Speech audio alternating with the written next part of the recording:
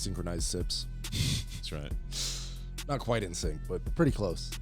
What's up, guys? It's your boy Lemac, What's up, everyone? I'm Carlos. and this is SumYungGuys. And today we have last episode was pretty biblical heavy, and we decided to keep that going because it's still in line with exactly what we're trying to accomplish with this podcast in terms of, strengthening people's spirits and strengthening young men specifically, making them stronger men, building them into better people, and, making them aware of all the things that are going on around them so that they can best prepare themselves to be the most effective people in the world too. Yeah, definitely. I think it's very important to have some faith-based background, especially if you're someone that really follows the rules of masculinity, you know what I'm saying? Absolutely. If it's, building strength, a lot of people in the strength community, fitness community, they believe in God.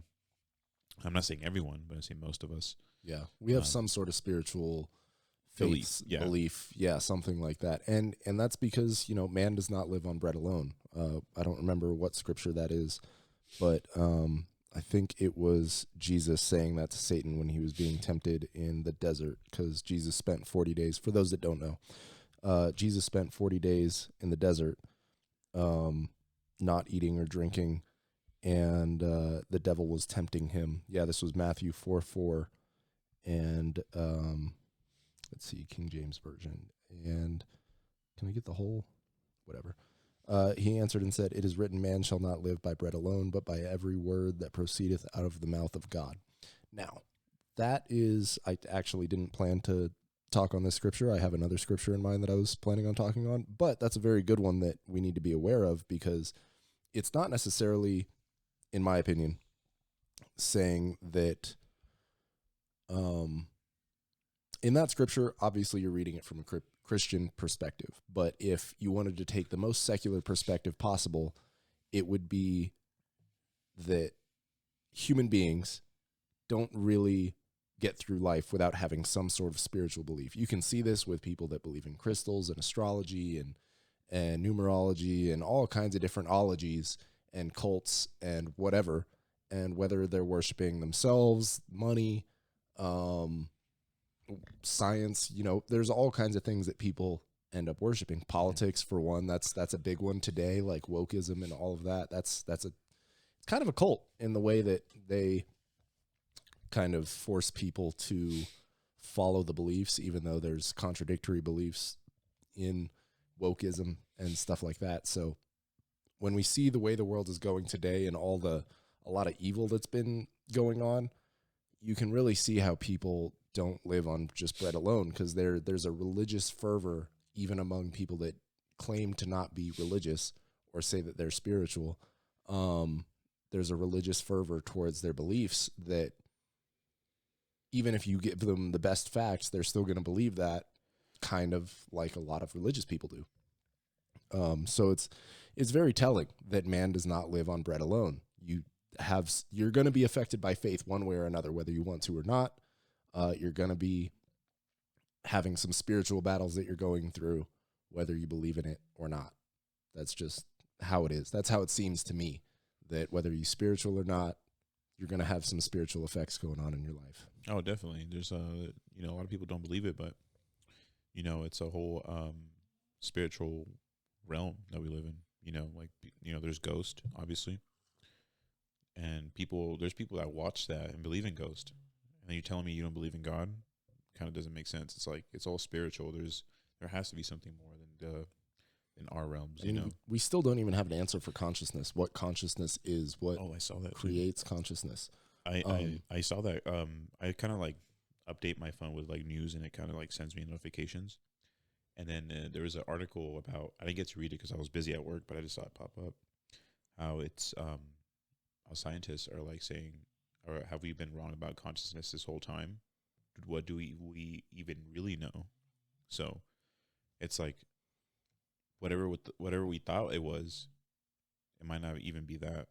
So I actually a few months ago saw an article that claimed that consciousness has a quantum mechanical nature to it, where I mean, quantum mechanics is extremely complicated, and most people don't know what quantum mechanics is, don't even know how to explain it. I'm not saying I'm an expert on quantum mechanics at all, but I probably have a bit more knowledge on it than the average person, just because it's a topic that fascinates me. I've been fascinated with science and things of that nature for as long as I can remember. But I actually kind of thought, because basically one issue that they're having in technology, as we're making computer chips smaller and smaller, and the transistor size is getting smaller, and all of the circuits are getting closer and closer together, one of the issues that they're having in most advanced technologies is that electrons will quantum tunnel. Basically, they'll go from one circuit to another circuit, like just jumping over to the different circuits, just appearing on the other circuit and messing up the circuit so that it just doesn't work properly, because they're so close together, because there's an uncertainty in the location of a particle until it's observed, and all kinds of different things in quantum mechanics that if I talk long enough, I will lose where I'm at and not be able to explain it very well. But that is an issue that they're having. And if you take just the purely scientific perspective, when you know that technology, even the physical technology that we have in getting these computer chips that small and having issues with quantum mechanics and the electrons jumping from circuit to circuit, I was like, well, the brain is basically just a wet computer. If you take the secular approach, the purely scientific approach, with neurons that work in the same way, with electrons passing back and forth. So like, if all of these electrons are quantum tunneling from circuit to circuit, why couldn't that be happening in the brain? Could that explain consciousness? And that was kind of a thought that I had like a year ago. And then I saw that article and I was like, hey, I might know something. I might know a thing or two. I was happy with that one. I was like, okay, cool. My personal theorizing with very little scientific knowledge other than just, stuff I found on YouTube through like Veritasium and Vsauce and all these different science channels, Smarter Every Day, Minute Physics, that type of stuff. Have you ever just, don't get me wrong, like I feel like sometimes there's times where you just kind of sit down and think a lot, like really hard, and you kind of theorize certain things. It makes me think, like, what if that's how everything started? Like, Isaac Newton. Well, yeah, that is how everything started. Sitting down, like he was thinking, and like he kind of theorized, and he's put it into like an action. We stand on the shoulders of giants, and so what that means is really like there's always like someone that came before that set up the platform for you to go and take those ideas and then build upon them. Mm-hmm. And Isaac Newton, if you really get down to it, he was standing on the shoulders of the cavemen that were just putting sticks together. Exactly. And learning that 1 stick plus 1 stick equals 2 sticks. And it just evolves from there with, more and more people doing more and more things and theorizing more and more things. Granted, obviously, you need to have very high intelligence, of course. Like, you need to be smart enough to think of things that are new, creative enough to also put ideas together and test them. I also believe that we took a lot more risks back in the day. Like, we did not care about safety whatsoever. Yeah. So there was like little limitations of what we were. OSHA hasn't been around forever. No, I know. I just feel like you see a lot of these inventions back in the day. I'm like, how many lives did it take till you got it right? Like countless. Yeah. Billions. Nowadays, like, we don't really try much, I feel, because we like more about safety. I don't know. Elon Musk seems like he's trying pretty hard. No, don't get me wrong. Like, but how far would he take it if he didn't have limitations? As in, like, I mean, if he didn't have legal and moral limitations, he could take it pretty far. That's where you get into. You know what? Let's just send him up in the moon. No suit. Let's see what happens. I mean, I wouldn't. I think we know at this point what would happen. So we might not need to test that. But it's like, what if they finally put people in Mars and Elon is like, all right, take out your helmet real quick. Take out your helmet. I just want to test something. You should be fine for the first 30 seconds. Theory says you'll be fine. No, but dies in 10. It's like, well, I thought he would be fine. Interesting. Yeah, right. No, but back to what we were talking about though, because we before we start veered off a little bit into all kinds of different things. Yeah, man does not live on bread alone. You're going to have some experience that you're not going to be able to explain with science or, atheist and secular belief. So spirituality is going to be your next best bet. And a lot of people don't want to accept that, but it seems to be a reality. I'm only 25, so I haven't lived that long on this earth compared to a lot of people. But at the same time, I've met a lot of people. I know a lot of people that believe all kinds of different things, whether it's spirituality or not. Same. And everyone, to some degree, has some sort of relationship with the profound, I guess you could call it. And yeah, that's kind of all I had to say about that topic specifically. But the scripture that I had prepared that I wanted to talk about is Ephesians 6:12.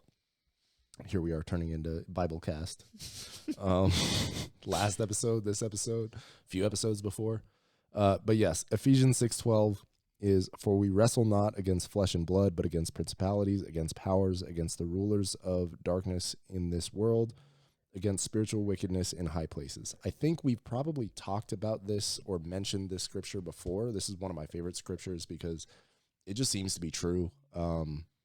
And by spiritual wickedness in high places, you can kind of see that when it comes to the whole Epstein stuff going on, where we had all of these people in positions of power that are very clearly, we know for a fact that they were doing very bad things to minors and trafficking human beings for illicit purposes. We know that type of stuff happens, whether it's the cartels, whether it's the CIA, the FBI, people in other countries on the Middle East and in Africa, all kinds of different places. Everywhere in the world, there's some spiritual wickedness in high places. And one thing that kind of caught me up was powers and principalities.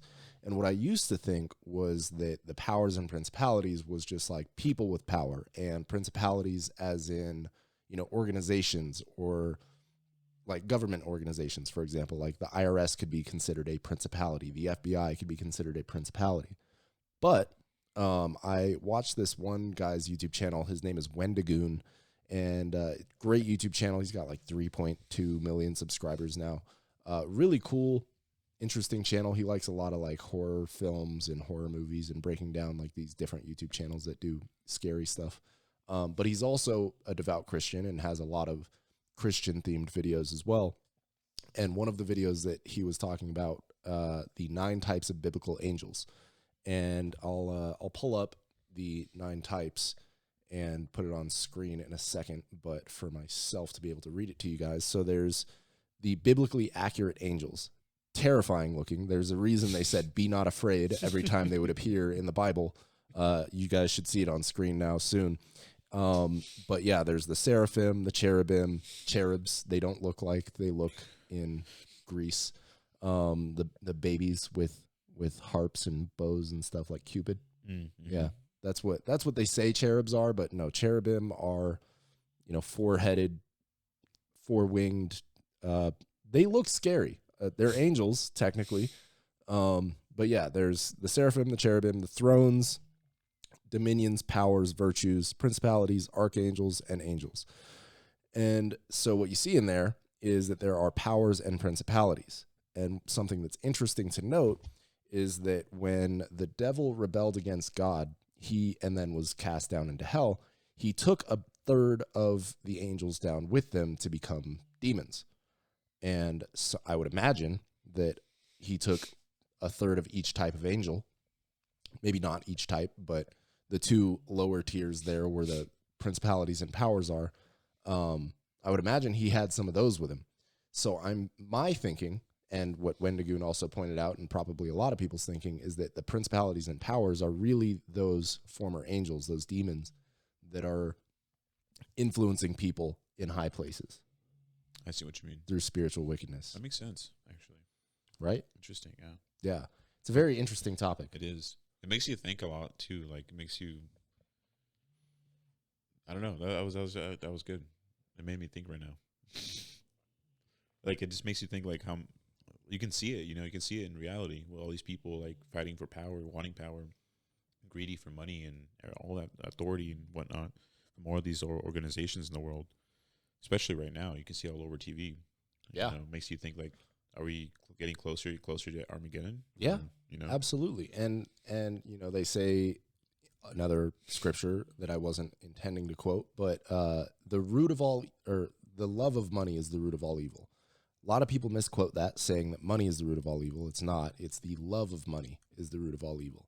And I tell you what, we can definitely see that a lot of people in power love money more than anything else. And even more than that, they love power. And we all know that power corrupts, and absolute power corrupts absolutely.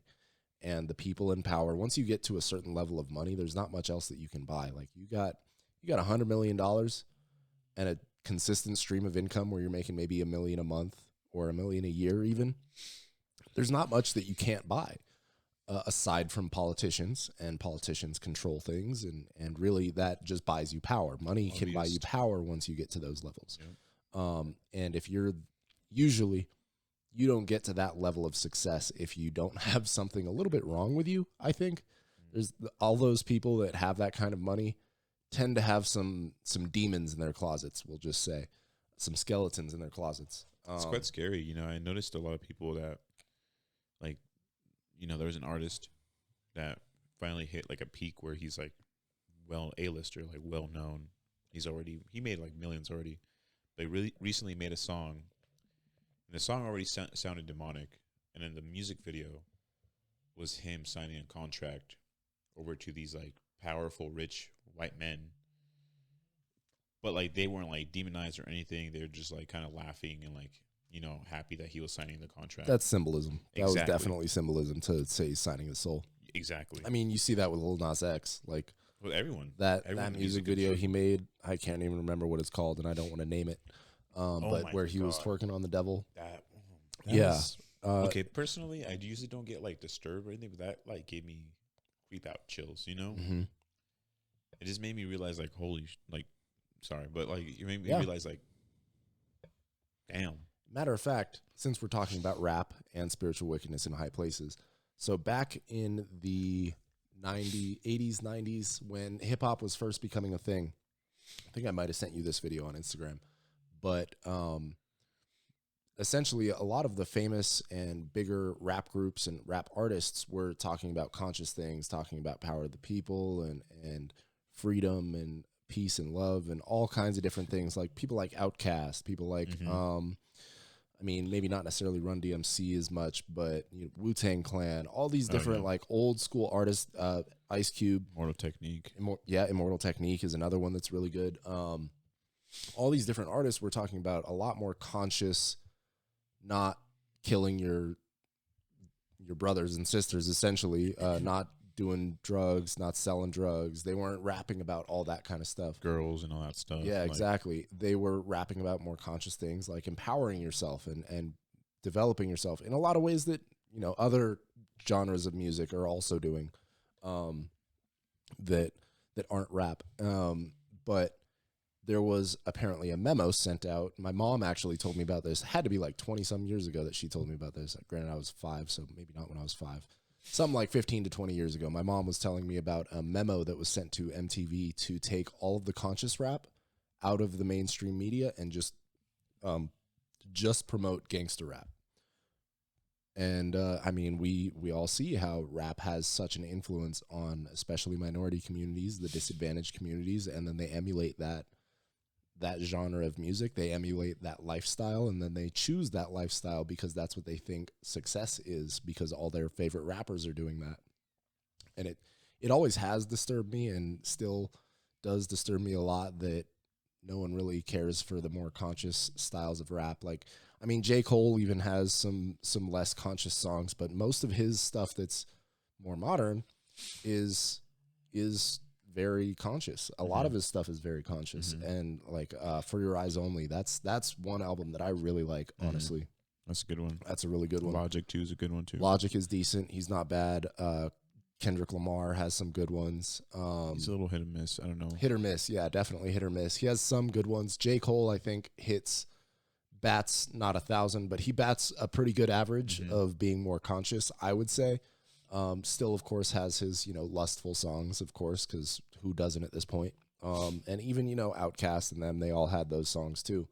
But it really is like, man, what kind of motivations do you have that you want to take out all of the music that encourages better behavior and really only push the kind of music that is out today that destroys minds, destroys lives, destroys lifestyles. Doja Cat. Yeah. Oh my God. Don't even get me started on female rappers, dog. Terrible. Hoes, all of them for the streets. Don't come near me with that. Just if you listen to that kind of music, go ahead. I pray for you. Because I ain't got nothing for you but prayers. Yeah, I still love Doja Cat, not anymore. I never liked Doja Cat. I did. She was like my number one crush. And then like she came out that video with her looking like a devil, and I was like, oh man, that was crazy. I was like, I'm out. That was crazy. Or no, I saw think that. it all started when she took off her eyebrows. I'm done.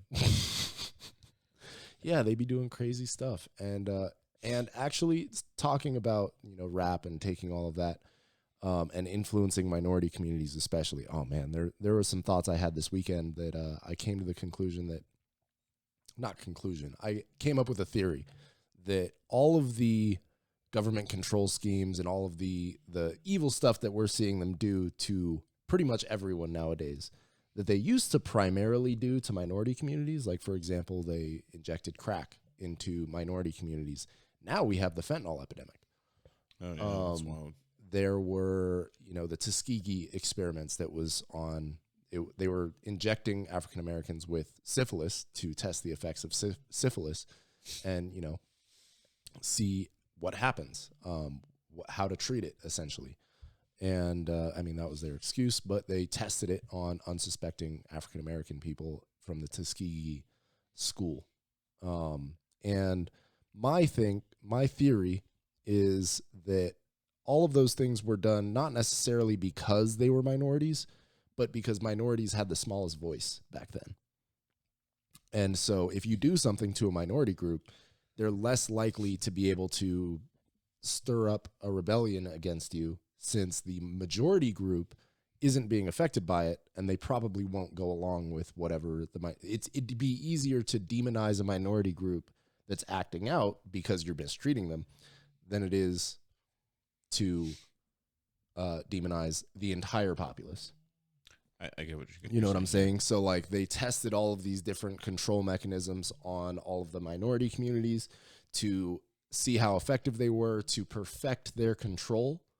And then now we see with things like COVID, the opioid epidemic, all these different things, that they're really just throwing the book at everyone. Not the book, but they're throwing all their weapons against everyone to control everyone, as opposed to just the minority communities. Now, who do you think the next experimental minority would be? Or I don't think it's the poor in general. Exactly. Yeah. Thank you. Okay, so that's one of the main scary things, because it's like no one, like, if you notice, like a lot of homeless are like overpopulating the streets, right? Yeah, in a lot of especially places. in the city, and out here in Nevada too. Like, it's just, but the sad thing is, like, I saw this post about how the president of China was coming to San Francisco. Oh man, yeah, I saw that. Cleared out all these homeless from the street. It's like, where'd you guys put them? What'd you guys do? Who knows where they put them, but they sure can do something about it if they want to. Oh, exactly. Because if they can don't do that within like 24 hours, yeah, they just don't want to. And like, I saw one picture. It was all the tents, and there was spray paint all over everything. And the spray paint was gone. It looked like the building got a fresh coat of paint, and everything was cleaned up. The streets were super clean. There were no homeless around. Like, San Francisco looked how it should look when President Xi Jinping visited. So it's very clear that who owns us? Yeah, they're at least trying to own us. I don't think that they're going to succeed in the end, because the bad guy always loses. It's kind of a trope, but it tends to be the case in the course of history. The bad guy will always overstep, and then the people will rebel. Well, who is the bad guy? I would say the World Health Organization. The bad guy at the end of the day is the devil. He's controlling everything, right. From a spiritual. So it's like, here's the way I think about it, is that there's multiple dimensions. There's a spiritual dimension that we can't see or feel. I mean, we can feel it in terms of, like, I feel like I got a spiritual attack coming or something like that. Like, I feel like an uneasy feeling when you walk in a place that, feels just wrong. That's the kind of feeling that would be, a spiritual feeling. I feel like Sometimes I feel like I don't know why this came into my head right now, but I feel like that's like old school tactics. I feel like now the spiritual warfare we get, it's like things that you like the flesh likes. You know what I'm saying? Oh yeah, no, absolutely. That's always how it's been. Oh, That's okay. that's how it's always been. But basically, yeah, it's spiritual warfare going on all around us all the time in a different dimension that has, I guess you could say, energetic effects on the physical dimension in which we live that we can't see. And if you're not spiritually attuned to it, you're just going to be oblivious. You're going to be affected by it because you can't escape it, because man does not subsist on bread alone. But you're not going to know about it if you don't know about it, if you're convinced that it's not real. The greatest trick the devil ever played was convincing us he's not real. I don't remember where I heard that, but yeah, that's one that I've heard that seems to be very true. But yeah, the way I think about it is there's multiple dimensions, and demons and the devil himself are not allowed to take physical form unless they possess someone. And I think, honestly, they're probably, like, I think what happened when Jesus died on the cross is he made it a lot harder for the devil to possess people. Because we still have exorcisms and stuff like that. And how much of that is a legit demon possession? How much of that is just people acting crazy? Because people act crazy all the time. Drugs, stuff like that. Yeah, I know, working in the hospital.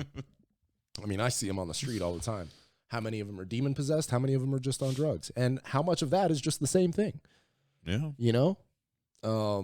But anyways, that's besides the point. I think that, like I said, other dimensions, there's a spiritual dimension, a spiritual realm, there's a physical realm. I think this is where, like, flat earthers and all of that, they get confused, because I think the physical realm is probably exactly as science describes it. Right. And the spiritual realm is a different plane of existence that we can't really get to without dying. And the devil is working on us, and God is doing his best to work with us. But we have free will, and we can choose the devil or we can choose God. And unfortunately, most people are choosing the devil nowadays. Even people that claim to be Christian, they're choosing all kinds of stuff because they're just not in their word. Yeah, lukewarmers. Yes, that's a good way to put it. Yeah, man, it's crazy. I feel like a lot of people don't like it's weird. You can tell those people are chosen and not chosen. You know what I'm saying? Mm-hmm. And I hate to sound like I'm like being like, oh, you are picked for greatness, or like, oh, you don't matter. Like, no, I'm not trying to say that. Yeah, we all matter. Definitely we all matter. But the thing is, there's a verse here that says Matthew 22:14 that says, "For many are called, but few are chosen." So it's kind of crazy because I feel sometimes like when you're like picked, like you feel it. Yeah, like you're absolutely. You're gonna tell me you can't feel or you can't notice certain things going around you. Like it's like, for instance, like when I go to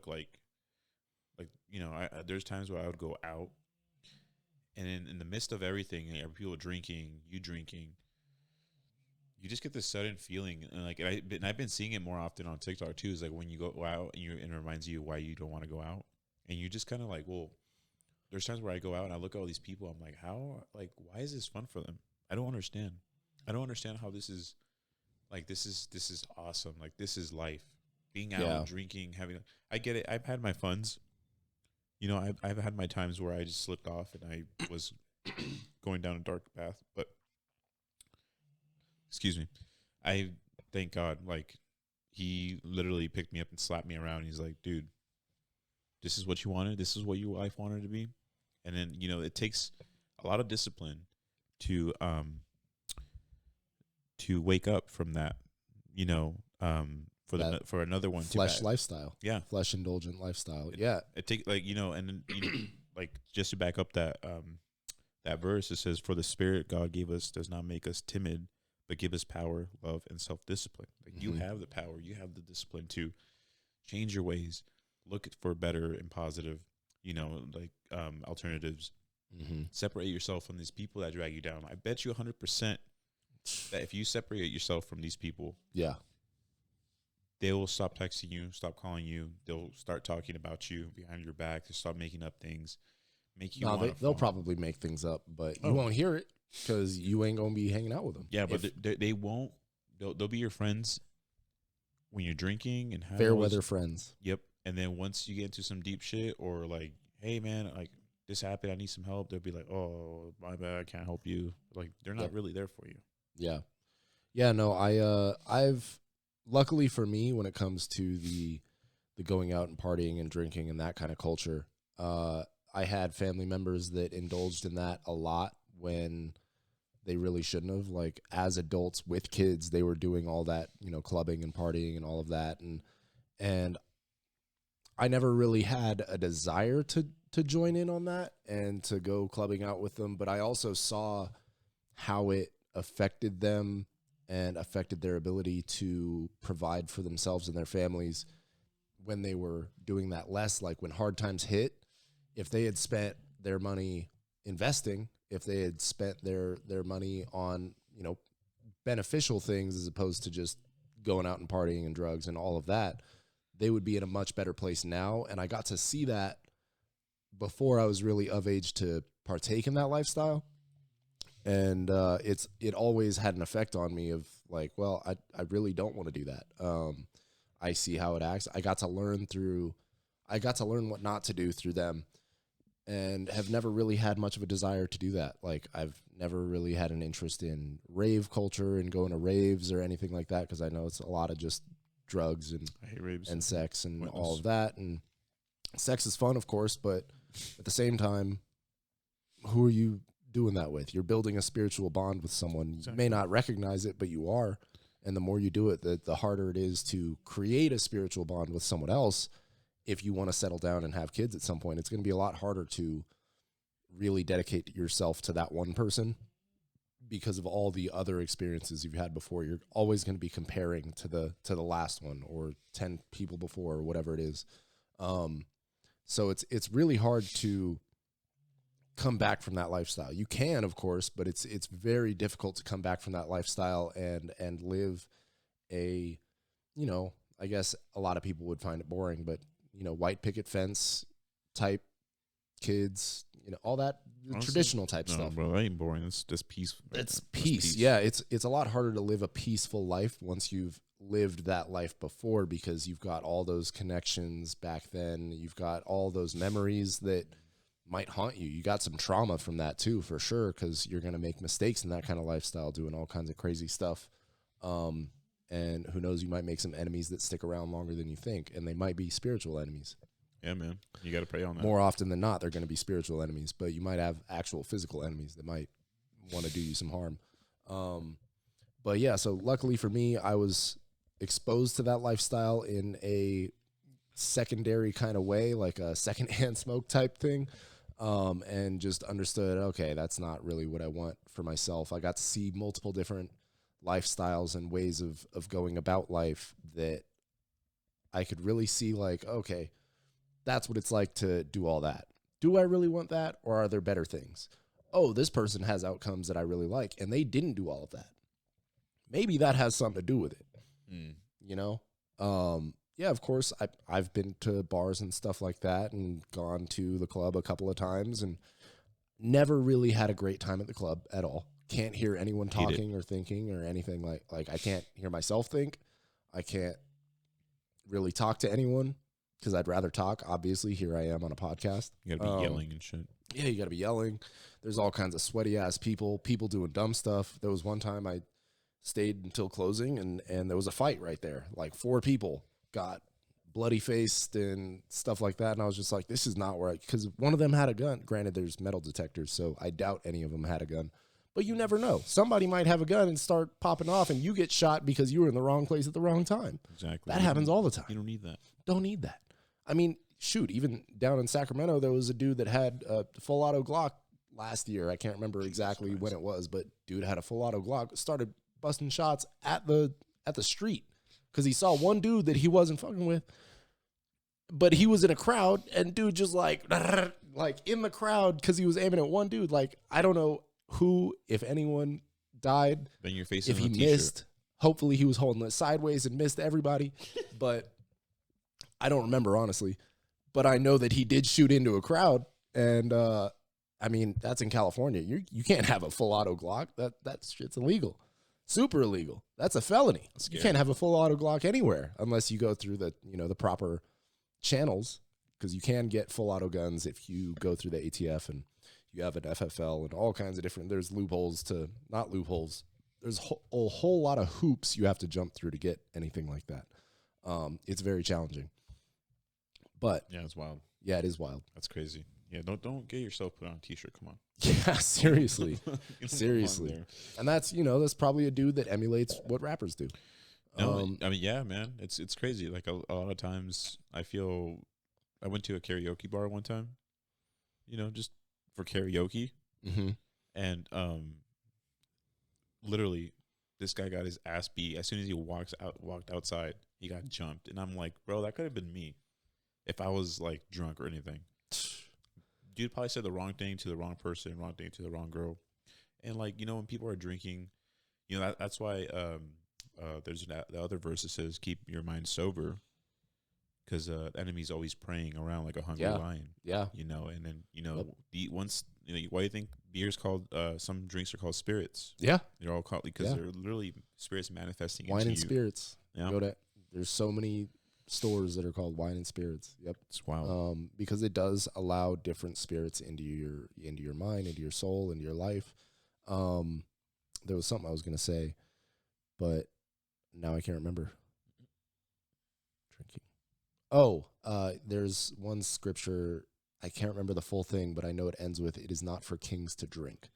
I think it was talking about tolerance and, rather temperance and not overindulging. And it said in the scripture, it was saying essentially like you can have a drink so long as you're not overindulgent, but it is not for kings to drink, which is a very interesting scripture, because it's saying like, if you're a king, you shouldn't drink at all. Interesting. And we could all be kings. Think of yourself as a king and behave in a kingly manner, and meaning like not an arrogant prick, because there are arrogant pricks that call themselves kings, but they're just arrogant pricks. But a real king is like a servant leader type deal. And if you want to be the best version of yourself all the time, that can be relied on by other people, can be a role model for other people, it's not for kings to drink. Yeah. Interesting. Okay. Yeah. But I think we're going to end this here, because we got some stuff to do. It's late, and need to edit this podcast and get it up. But I think we covered a lot of the stuff that we did. I think that was really I wanted to talk about. I didn't mention, there's the story Paradise Lost, written by John Milton in 1667, describing the fall of the angels from heaven when the devil tempted Eve and Adam, of course, and got them to eat the apple, and then the devil rebelled against God and all kinds of different stuff. That's a really good story. It's a poem, actually. It's not, canon. It's not biblical canon. It's more like biblical fan fiction, but it's a very good book or good poem, and kind of describes the story of the fall. It's not biblically accurate. Most of it is not biblically accurate, but it's a good way, I think, to conceptualize the story. It's like an artist's depiction of what happened. Mm-hmm. Whereas, obviously an artist could draw a picture that's real nice, but he wasn't there, so it's probably not exactly accurate, but it's a really good depiction of what probably happened. Right. Yeah. That's exactly what I was going to say. Cool. Yeah, I like that. That was a good episode. Yeah. Not bad. Could have been a little more on track with the evidence of spiritual wickedness in high places, but we'll do better. All right. Definitely. Yeah, I think we can save for next episode for sure. Cool. All right, guys. It's been Some Young Guys. Thank you once again for joining us. Absolutely. I'm Lemac. I'm Carlos. And we're just trying to solve the world's problems in a podcast. Peace. Peace.